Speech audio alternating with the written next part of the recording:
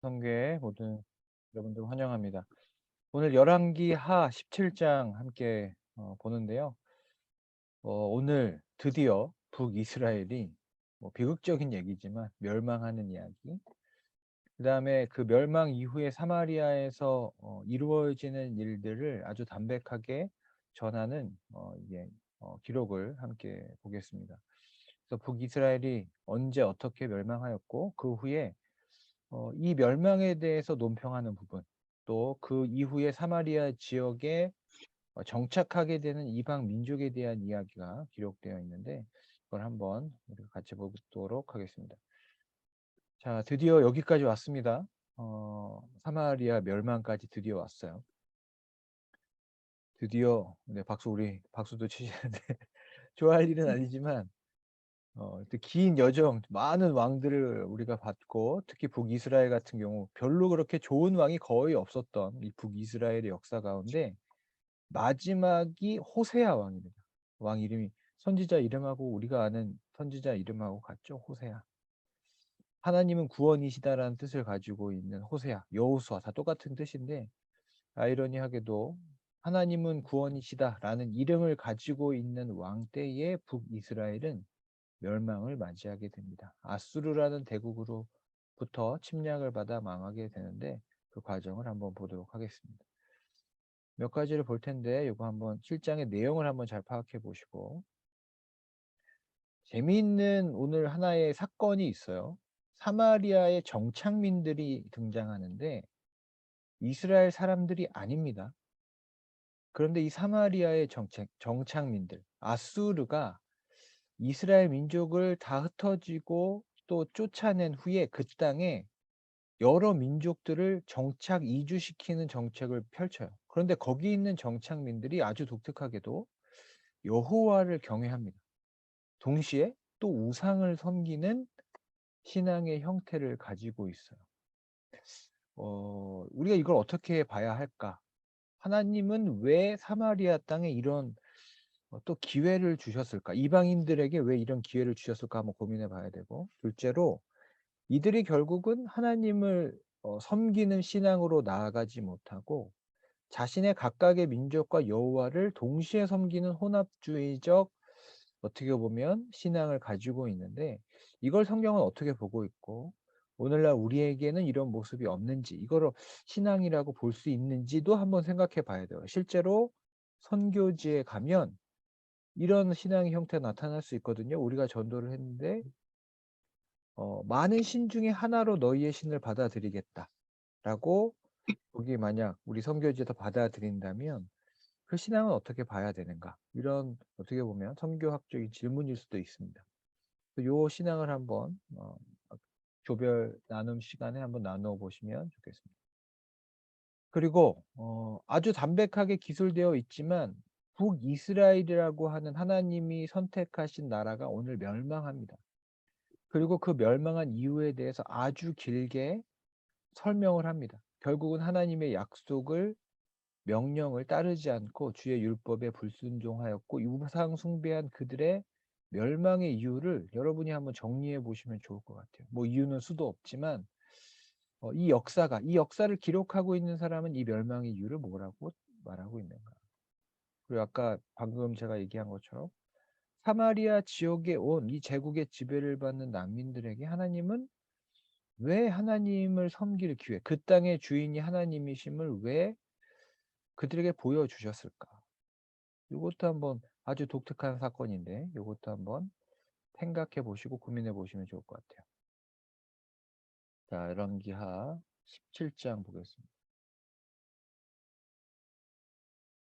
그동안 엘리야와 엘리사의 이야기를 통해서 이 역사를 아주 자세히 봤는데 이 결말은 불과 6절에 불과합니다.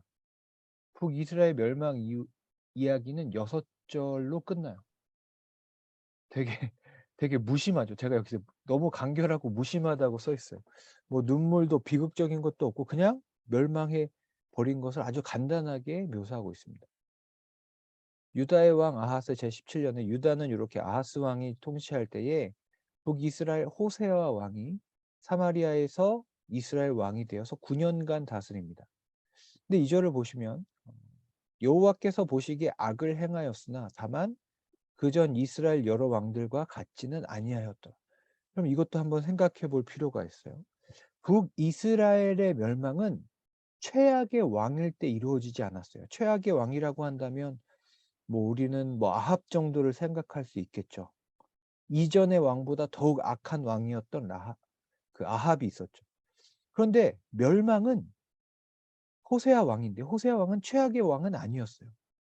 악은 행하였으나 그전 여러 왕들만큼은 아니었다. 어떻게 보면 그죠? 미지근한 왕. 어떻게 보면 최악의 왕이 아니라 그냥 상대적으로는 괜찮은 왕, 악했지만 괜찮은 왕 때에 멸망이 왔다는 거예요. 어떻게 보면 하나님의 심판은 악함의 강도에 따라서 오는 게 아니라 하나님의 인내, 하나님의 때가 이르렀을 때, 하나님의 여호와의 날, 분노의 날이 이르렀을 때 이루어진다는 걸 한번 생각해 볼 필요가 있습니다. 자, 누가 등장하냐면 아수르가 등장합니다.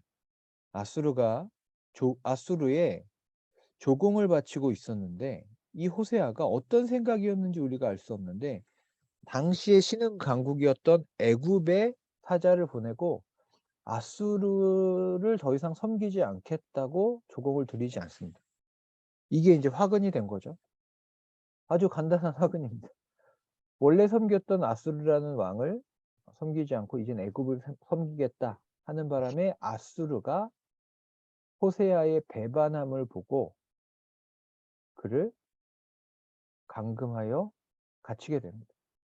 여러분 이것도 한번 생각해 볼 필요가 있어요. 어떻게 보면 호세아는 이 나라에 살 길을 찾은 걸 수도 있어요. 그냥 아수르라는 왕의 이 나라를 섬김으로부터 억압으로부터 벗어나기 위해서 애굽이라는 새로운 어떻게 보면 동맹을 맺으려고 노력한 걸 수도 있어요. 그런데 이게 결국은 멸망이 되거든요.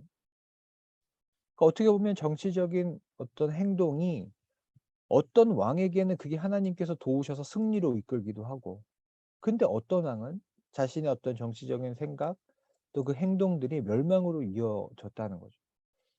뭐 행동으로 보면 이게 중립적으로 보여요. 뭐 둘 다 악한 왕이기 때문에 어떤 왕이 더 섬겨야 되겠다 이런 맥락은 없거든요.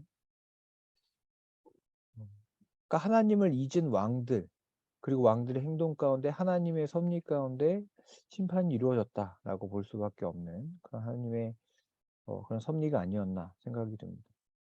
호세아의 배반함을 보고 그가 멸망하기도 전에 왕이 갇힙니다. 먼저 갇혀요. 왕이 먼저 잡혔고 그 다음에 아스르 왕이 올라와서 3년간 북이스라엘을 에워쌉니다.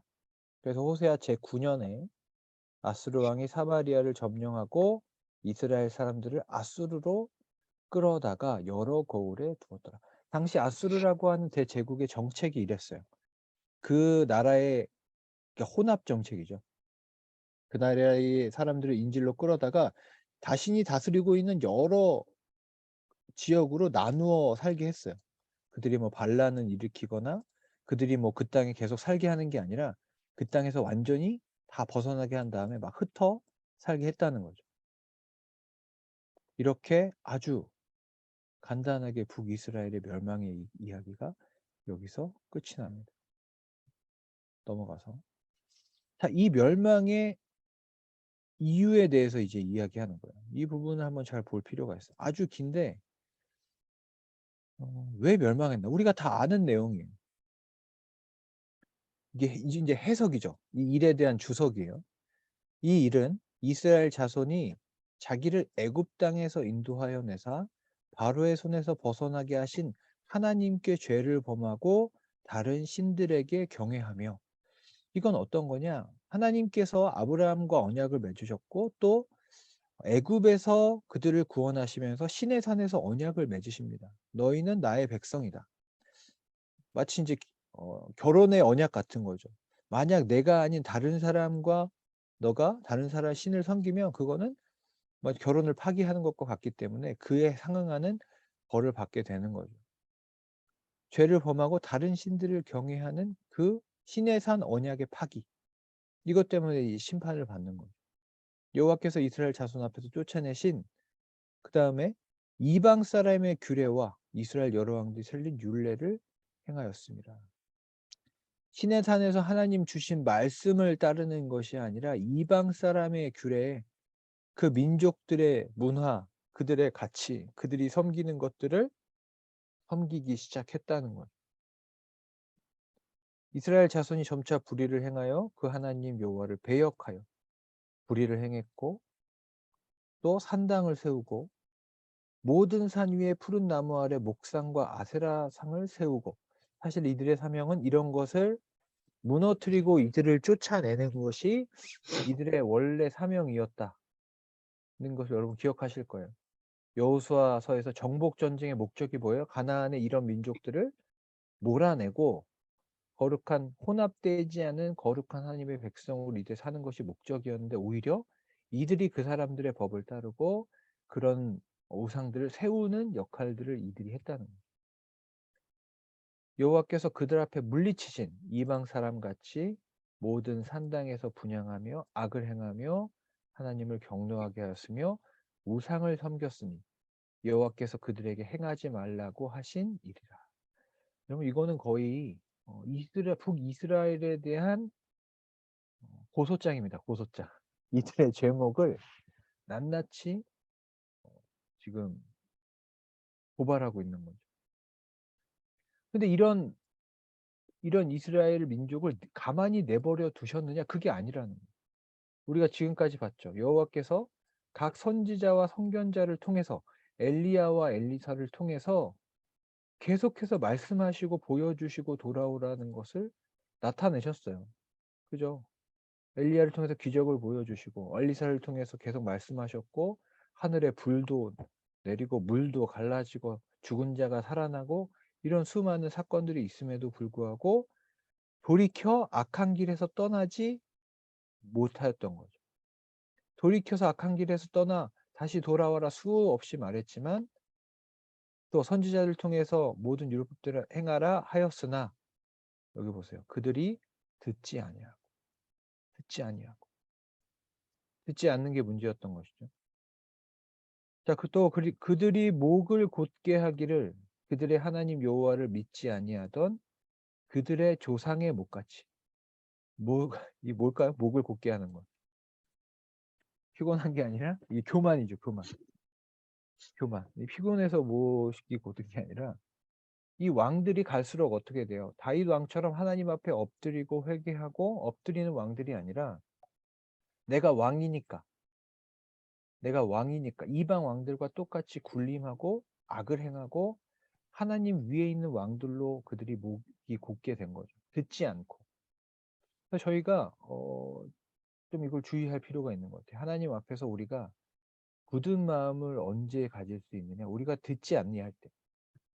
우리가 언제 겸손한 마음을 내가 잊어버렸나 생각한다면, 여러분의 삶 가운데 누군가가 여러분에게 사랑으로 조언할 수도 있고 하나님께서 말씀으로 조언하실 수도 있고, 주변에 당신 어떤 멘토나 목회자나 주변의 지인들로부터 여러분에게 하는 말들이 나에게 더 이상 와닿지 않고 나의 생각이 점점 굳어져 간다면, 여러분 주의할 필요가 있는 것 같아요.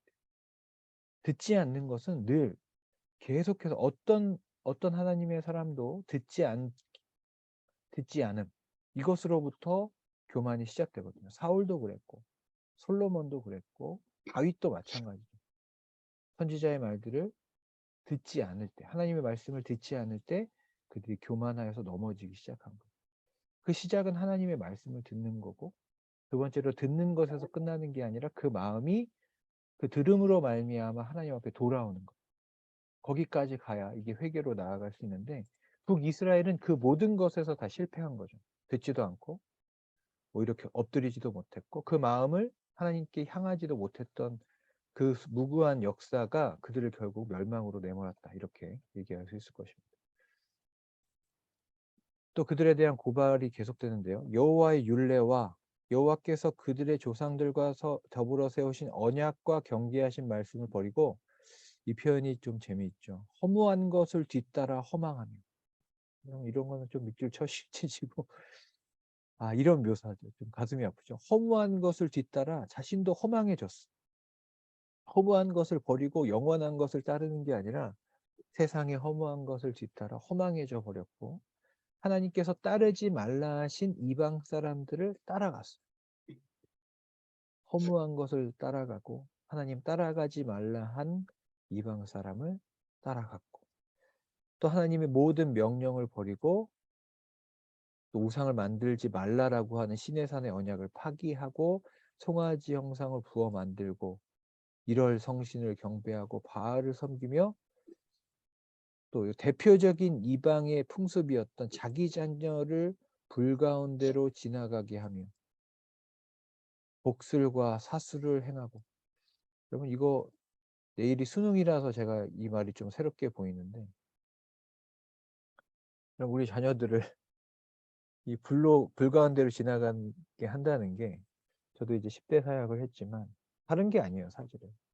그들을 죽음으로 내모는 거죠. 자신들의 그냥 부모나 어른들의 목적에 때문에 이 땅의 다음 세대들이 고난 가운데로 내던져지는 일들. 저는 이게 이 편이라고 저는 오늘날에도 여전히 이 땅의 자녀들, 이 땅의 젊은이들이 불 가운데로 지나가고 있지 않은가라는 생각을 하게 됩니다. 복술과 사술을 행하고 여호와 보시기에 악을 행하며 그를 경노하게 하였으므로 여호와께서 이스라엘에게 심히 노하사 그들을 그들 앞에서 제거하시니 오직 유다 지파 외에는 남은 자가 없느니라. 그러니까 유다는 아직 하나님 앞에 살아있죠. 아직 멸망하지 않았습니다. 근데 북이스라엘은 이런 악행으로 말미암아 하나님께서 멸망시키셨습니다. 근데 이제 유다도 이 심판에서 지금 예외가 아닌 거예요. 이 뒤는 제가 다 읽지 않겠지만 똑같아요. 유다도 하나님의 명령도 안 지키고 똑같습니다. 그죠? 유다도 그 모든 범죄를 다 똑같이 짓고 했다. 유다도 같이 고발하고 있습니다. 그러니까 유다도 머지않아 이런 멸망을 또 맞이하게 되는 거죠. 22절 이스라엘 자손이 여로보암에 행한 모든 죄를 따라 거기서 떠나지 아니하므로 여호와께서 그의 종 모든 선지자를 통하여 하신 말씀대로 이미 경고한 거예요. 이미 경고했습니다. 여러분 이것도 사실 은혜라고 봐야 돼요. 선지자들을 통해서 인내하셨고 말씀하셨고 경고하셨다. 우리가 방금 예배 전에 우리 모임 전에 찬양했지만 모든 것이 은혜라고 고백했지만 이런 경고조차도 하나님의 은혜였다는 걸 기억해야 돼요. 그리고 더 나아가 보면 이런 어떻게 보면 더 궁극적으로 본질적으로 보면 이런 심판 자체도 하나님의 은혜 안에 이루어지고 있다는 걸 한번 생각해 볼 필요가 있어요. 물론 이 심판 당하는 북이스라엘은 그렇게 생각하지 않았겠지만 조금 떨어져서 보는 우리에게 있어서는 북이스라엘은 이렇게 멸망하지 않고는 하나님께 돌아올 방법이 전혀 없는 거예요. 선지자를 통해서 하신 말씀대로 드디어 이 표현이 재밌죠. 드디어 올 것이 왔다 이런 표현이죠. 드디어 이스라엘을 그 앞에서 내쫓으신다. 드디어 내쫓. 여러분 이걸 보면 어떤 생각이 드세요? 저는 그런 묵상이 들더라고요. 내가 멸망하지 않고 이 자리에 존재하는 것 자체가 은혜다. 그죠? 원래 자격이 없어. 저도 그렇고 북이스라엘도 자체고 하나님 앞에서 하나님이 당장 우리를 멸망시키셔도 우리는 할 말이 없어요, 사실은. 다만 하나님의 긍휼로 말미암아 그때마다 하나님 인내하시고 우리에게 기회를 주시는 거야. 경고하시고. 근데 하나님이 우리에게 이런 멸망과 같은 고난을 주신다면 글쎄요. 하나님께 돌아온다면 그건 오히려 우리에게 은혜일 수 있다. 저는 그런 생각을 좀 해보았습니다. 심판조차도 하나님의 은혜 안에 있다. 그들을 쫓아내십니다. 자, 여기 아주 독특한 사건이 기록되어 있는데요. 저도 이번에 한번 새롭게 봤어요. 한번 이 의미를 좀 생각해 보시면 좋을 것 같아요. 아수르 왕이 바벨론, 구다, 아와, 하마, 스바알람 아주 다민족 아주 복잡한 이 난민들을 옮겨다가 어디에 거주하게 하냐면 사마리아 성읍에 둡니다. 우리가 아는 그 사마리아입니다. 이스라엘 예루살렘 이스라엘 사람들이 사마리아 사람들 경멸하잖아요. 그 이유가 여기 있어요. 이 혼합됐거든. 이 아수르 왕 때문에 사마리아에 수많은 민족들이 모여서 살면서 나중에 결국은 여기에 혼합된 혈통이 혼합된 어떻게 보면 혼혈 그러니까 정통 이스라엘 사람들이 아니라 이 이주 정책으로 말미암아 사마리아인들은 이렇게 섞이게 되거든요. 혈통적으로도. 그 이제 그 뿌리가 되는 이야기죠. 그래서 사마리아에 여러 이 사람들 옮겨다가 살게 합니다. 근데 이게 아주 독특한 거예요. 이게 왜 성경에 기록되었고 하나님께서 왜 이러셨는지를 저는 잘 모르겠어요. 그들이 처음으로 거기 거주할 때, 그러니까 이방 민족들이 거기 살고 있었어. 그런데 그들이 여호와를 경외하지 않으므로 당연한 거 아닌가요? 그럼 당연한 거 아니에요? 여기는 그냥 그들은 이사 온 거예요. 자기 나라에서 살다가 자기네도 정복 당해서 그냥 이사 온 건데 여호와께서 어떤 일을 하시냐면 하나님을 그 땅에서 하나님을 경외하지 않는다는 이유로 하나님께서 사자를 보냅니다. 이 사자가 천사가 아니라 라이온입니다. 라이온. 동물 사자 있잖아요. 사자들을 보내서 몇 사람이 죽는 사건이 일어나요. 왜 그러셨을까? 어떤 사람은 이 사마리아 땅이 하나님의 땅이라는 하나님의 주권의 주장이다. 이렇게 얘기도 하고 이 이방인들에게조차 하나님의 땅에서 하나님을 섬길 수 있는 기회를 주시는 거다. 그렇게 볼 수도 있겠죠. 그런데 이 반응을 보세요. 어떤 사람이 아수르 왕에게 말하여 이르되 거기 사는 민족들이 그 땅의 신의 법 하나님이죠. 여러분 이게 역설적인 거야. 왜냐하면 이스라엘 민족은 이 땅의 주인이 하나님임을 알면서도 그걸 인정하지 않았는데 이 이방 땅은 이걸 인정해요. 그 땅은 하나님의 법에 따라 살아야 되는 곳이니까 그렇게 살지 않으니까 이런 저주가 임했습니다. 이걸 인정하고 그 법을 알게 하자. 이런 제안을 하는 거예요. 이게 참 역설적이죠. 이스라엘 민족은 정작 이렇게 하지 못했어요. 하나님의 저주가 임해도 다시 하나님의 법으로 돌아오지 못했어. 그런데 거기에 새로 온 이 악한 제국과 이방인들은 이 땅의 법을 알자. 그래서 하나님의 법을 배웁니다. 참 재밌죠. 그래서 아수르 왕이 포로로 잡혀온 제사장 중 한 사람을 그 사마리아로 데려가서 거기서 그 이주민들에게 하나님의 율법을 가르치게 합니다. 그 율법을 가르친다니까요. 이민자들에게. 그래서 사마리아에서 사로잡힌 제사장 한 사람이 여호와를 어떻게 경외할지를 가르칩니다. 그럼 이 사건 참 재미있는 사건이에요. 재미있는 사건이에요. 하나님의 백성도 아니고 그런 이방인들이 한 제사장을 모셔다가 그들이 하나님의 율법을 배우는 아주 어떻게 보면 시트콤 같은 장면이에요. 원래 그 땅에서는 하나님을 섬기는 민족이 하나님의 법을 배워야 되는데 온 열방에서 잡혀온 사람들이 제사장으로부터 하나님의 말씀을 듣고 있어. 이 결말이 어떻게 날까 궁금하죠. 이 사람들은 과연 그들을 믿을까? 그런데 역시나 우상 숭배가 독특한 형태로 반복됩니다. 그러나 각 민족이 각기 자기의 신상들을 만들어 여러 산당들에 두고 섬깁니다. 바벨론 사람은 뭐를 만들고 어디 사람은 뭐를 만들고 하맛 사람은 뭐를 만들고 각각의 신들을 다 만들어요. 또 이 사람들 또 자녀를 또 불살랐네. 또 드리고. 근데 문제가 뭐냐면 이렇게 자녀를 불사는 사람 아멜렉에게 드렸으며 32절에 그들이 또 여호와를 경외하였대. 여러분 이 30절부터 이 32절 어떻게 생각하세요? 이렇게 다 만들고 그들이 또 여호와를 경외하였다.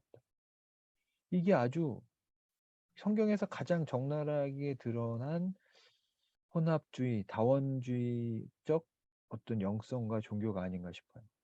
다 우리의 신이야. 이 사마리아 땅은 신들의 왕국이 됩니다. 거부하지 않아. 신을 거부하는 사람은 없어요.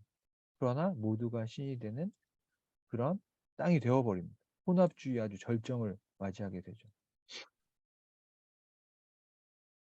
또 자기 중에서 산당의 제사장으로 이것도 사실 여호와의 법에 따르면 안 되죠.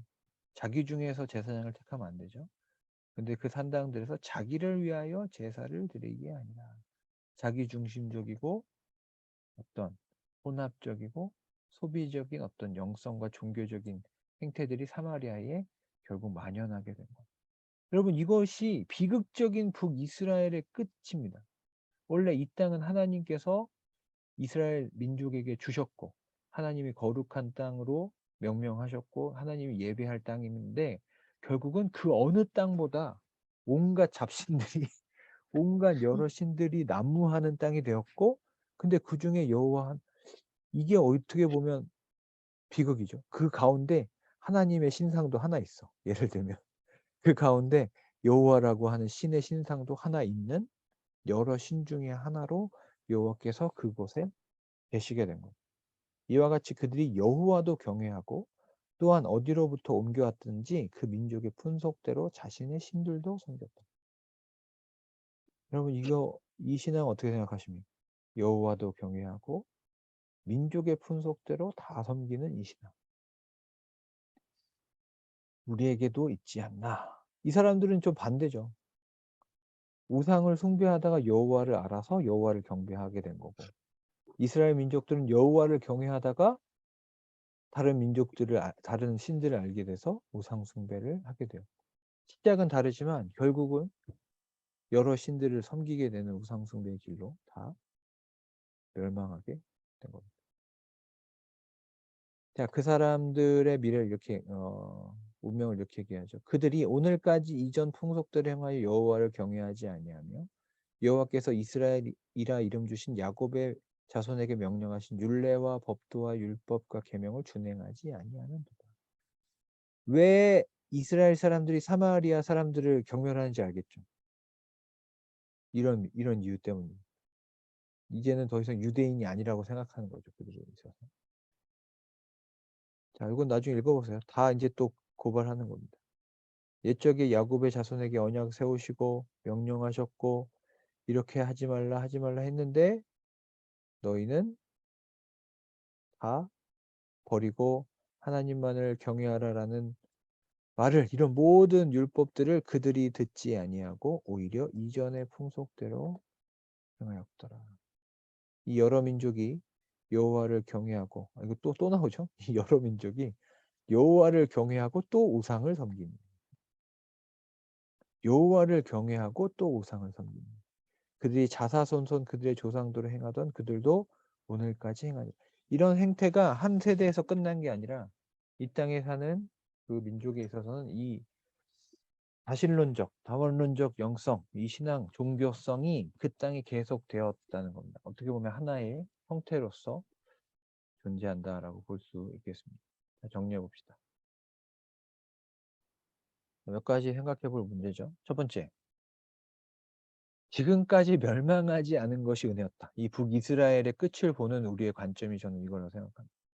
사실 진지하게 망했어도 이상하지 않았다. 그러나 수많은 악한 왕들을 거치면서 하나님께서 인내하시고 또 때로는 기회도 주시고 하셨음에도 불구하고 그 지탱이 끝났을 때 그냥 하나님의 그냥 사랑과 인내가 지탱했다. 저는 그렇게밖에 설명할 수 없는 것 같아요. 그죠? 어떻게 보면 저희의 삶도 그럴 수 있다는 생각이 들어요. 그렇게 생각하면 불만이 없죠. 하나님이 당장 우리를 끝내실 수 있는데 살아있게 하시고 기회를 주시고 있지 않은가 하는 그래서 은혜가 아닌가 하는 생각도 들고. 자, 2번 남겨진 하나님. 이 표현 제가 이렇게 썼지만 하나님이 사마리아에 홀로 남겨지셨어. 그 사마리아 땅에. 근데 땅의 주권을 주장하셨어요. 이방 민족이 거주하게 된 사마리아 땅에 하나님이 그들에게도 이 땅에서는 나를 섬겨야 돼라는 어떤 메시지로서 사자를 보내어 그들에게 자신의 살아있는 역사를 보여줍니다. 그래서 그 사람들이 눈앞에 역사를 보니까 이 땅은 누가 다스리는지 그 신의 법을 알아야겠다 해서 그들이 공부해요. 그리고 여호와에 대해서 알게 됩니다. 아주 독특한 사건이에요. 이방인들이 스스로 공부해서 하나님을 알게 되는 사건.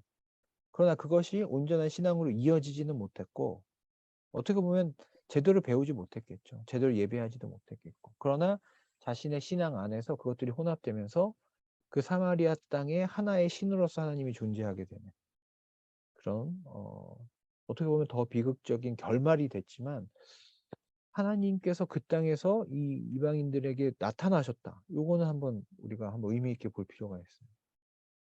이방인들이 단순히 그 땅을 이 땅이 거룩한 땅이라서 그들을 완전히 다 죽이신 게 아니라 일부 몇 명을 죽이심으로써 그 땅이 하나님의 땅이라는 것을 보여주셨다. 이건 한번 생각해 볼 여지가 있는 것 같습니다. 자, 3번. 모든 것을 섬기는 이교도적 신앙을 주의하라. 저희에게 오늘날 여러 포스트 모던 뭐 여러 가지 문화적인 현상 안에서 다 좋다고 얘기하는 게 반드시 좋은 건가? 한번 생각해 볼 필요가 있어요. 여호와를 섬기다가 우상을 섬기던 북이스라엘이나 우상을 섬기다가 여호와를 여러 신 중에 하나로 여기는 이 이방인들이나 다 마찬가지예요. 결국 둘 다 심판의 대상이 되었고 성경은 분명히 이것이 하나님 앞에서 온전한 신앙은 아니었다 얘기하고 또 우리에게 전하고 있다고 볼 수 있습니다. 자, 그래서 오늘날의 사마리아 영성을 우리가 좀 주의하자. 싸우지 맙시다. 이게 항상 좋은 건 아니라는 거예요. 신들끼리 그러니까 사마리아는 신들끼리 싸우는 것은 아니에요. 다 섞여 있기 때문에. 나는 이 시대의 모든 신들을 섬깁니다. 거부하지 않습니다. 그러나 그거는 어떤 신도 섬기지 않는다와 거의 동일어와 같을 수 있어요. 모든 신을 인정한다는 건 어떤 신도 진지하게 믿지 않는 거고 그냥 나에게 필요한 부분에 있어서 신들을 소환하고 어떻게 보면 소비하고 어떤 나 중심의 신앙을 구성하고 내가 내 어떤 종교를 창조하는 거지 어떤 신에 대한 어떤 헌신 또 어떤 자복 어떤 그런 것으로 이어지기는 어려운 것이 사마리아식의 영성이 아닌가 하는 생각이 듭니다. 자, 오늘 열왕기하 17장 북이스라엘의 멸망과 사마리아 땅의 역사에 대해서 우리가 함께 살펴보았습니다. 제가 기도하고 마치겠습니다. 하나님, 오늘 북이스라엘의 멸망의 모습을 보았습니다.